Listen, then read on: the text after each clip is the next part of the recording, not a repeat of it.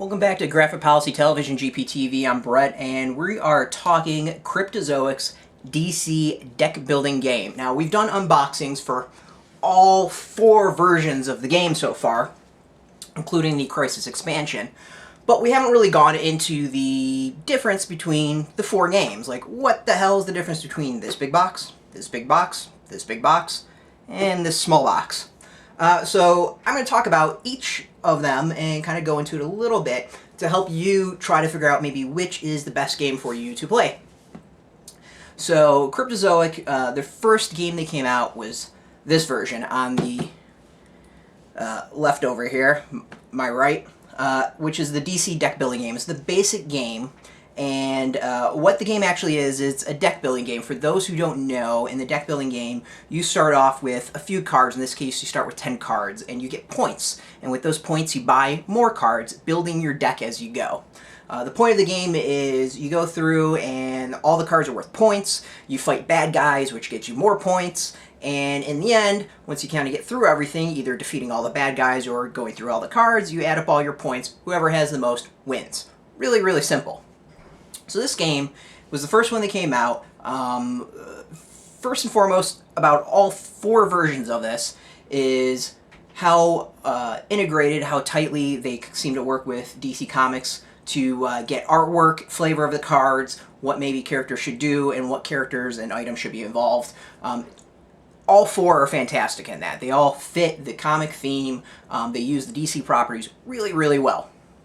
So this first set, which was the first one they came out with, came out a little bit after the New 52 debuted. So we see the new versions of characters. So Superman doesn't have his red tights, Wonder Woman's kind of in her new outfit, Flash is in his new version, Batman, Green Lantern's pretty much the same, a little bit different, and then Cyborg. So the set uses a lot of artwork from New 52, I think actually all the artwork's from New 52, and the characters that focus on are the ones you would expect. So the heroes that you play as are Superman, Batman, Wonder Woman, Aquaman, Flash, the Justice League. So later they came out with, I want to call it the second version, but they came out with this other version called Heroes Unite. Heroes Unite features a whole bunch of other characters, not in this set. Also includes a whole bunch of villains, not in this set. Characters that it has would be like Shazam, Nightwing, Batgirl, Booster Gold, Red Tornado, Hawkman. Obviously the characters are on here. The villains, totally different. Gameplay is actually a little bit different. And then recently, I think it was about December-ish, they came out with this set over here, Forever Evil, based off of the DC Comics event, Forever Evil. This one was a little bit different. Instead of playing as the heroes fighting villains, you play as the villains fighting the heroes. So you get to play as villains such as like Black Adam, Harley Quinn, Lex Luthor, big characters that you kind of expect from Forever Evil. Again, gameplay a little bit different. We're going to talk about that in a minute. Recently, they also came out with this 2-player version. This one is just straight up Batman vs. Joker in a 2-player version of the game. Each of these can go to 2 to 5 players. This one is just 2 players. So here's the difference.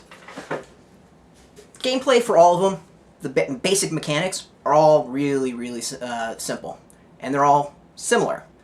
In fact, they're all the exact same other than this one, which changes things up a little bit. Each of the game, you build your deck, you spend points, you defeat villains. At the end of the game, you add up your points. Whoever got the most points wins. This is basically the most basic of basic versions. This is what came out first. From there, everything kind of built off of it. Now what's really cool is you can mix and match all these different versions together. So if you get everything, you can do a really, really cool game. And potentially have villains fighting heroes, fighting villains, and all kinds of different versions. You can have Shazam fighting Superman, or playing against Superman. Really, really cool stuff. Heroes Unite basically takes this version, adds a little bit to it. One, the cards are different. The big thing that we've noticed when playing it is that the game relies a lot more on what we'll call combo cards.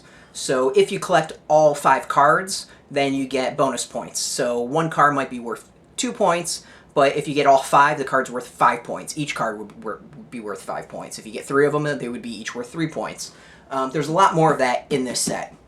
Also, what's interesting is not just these characters that you play as and the villains that you fight against, is the cards that are in there are very focused on Green Lantern and things that you would find in kind of the Green Lantern universe. So there's a lot of stuff with the Indigo Corps, or the Sinestro Corps, or Black Lanterns, or White Lanterns, or Lefreeze and the Orange Lanterns. So a lot of, if you're really, really into like the Green Lantern mythos, you might want to check this one out. Which one's better? They're all the same. Out of all these, you're going to have fun no matter what. You're either going to like the game or you're going to hate the game. But basically, what's in here and kind of how some of the cards play, a little bit different. Then we have Forever Evil. So Forever Evil, again, takes the mechanics of what previously came out, adds a little bit of a new twist. Instead of just buying cards and getting points for that, you can also gain points in other ways, and they actually give you tokens so you can keep track of points. But even cooler is, depending on some of the cards, you can steal points from other players. So again, it's another mechanic. Plus, your villains fighting heroes as opposed to heroes fighting villains. In the set, it has some great suggestions on how to mix up the 3 sets. In this one, it has suggestions on how to mix up the 2 sets to get a lot of varied gameplay out there. Then you have the 2-player set.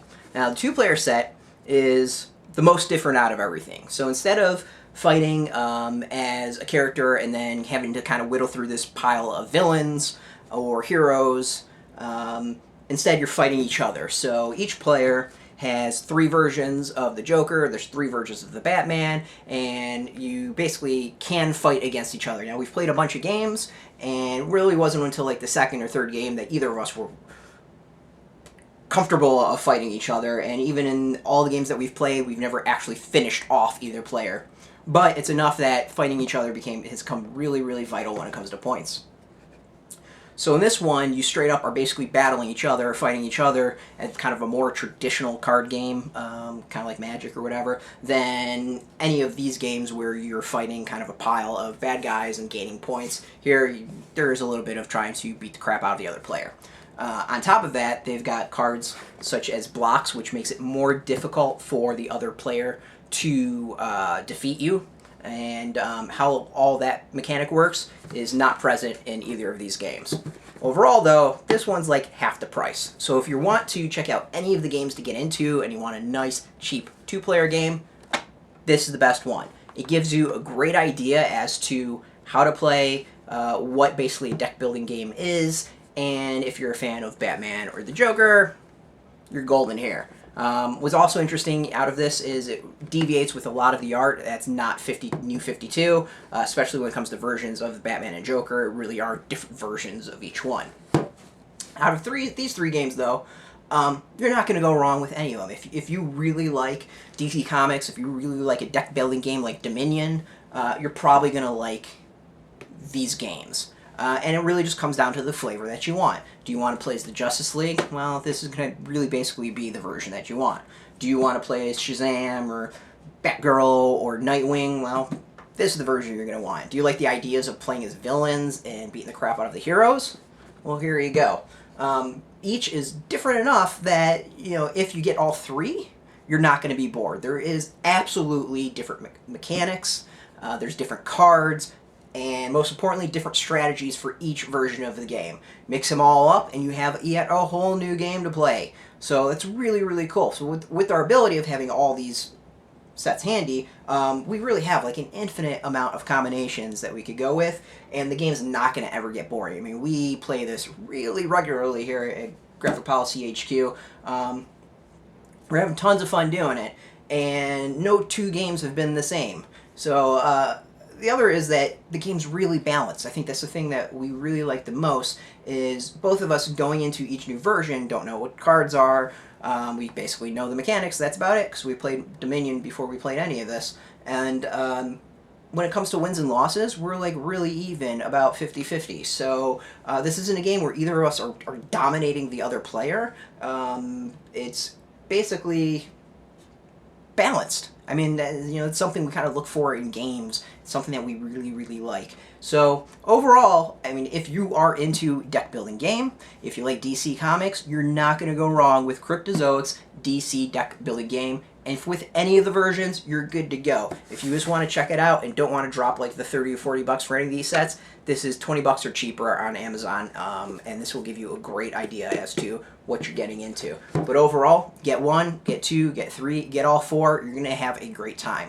So I really want to thank Cryptozoic for hooking us up with the games. Of course, we're going to keep on playing. We're going to be talking about maybe some great variations of what combos we like to mix up, maybe playing some villains versus heroes. We're going to go from here. We're going to have a lot of fun. And of course, we still have to report on the Crisis expansion and let you know our thoughts on that one.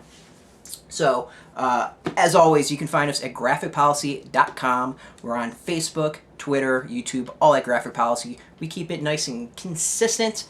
Until next time, keep on gaming and keep it geeky.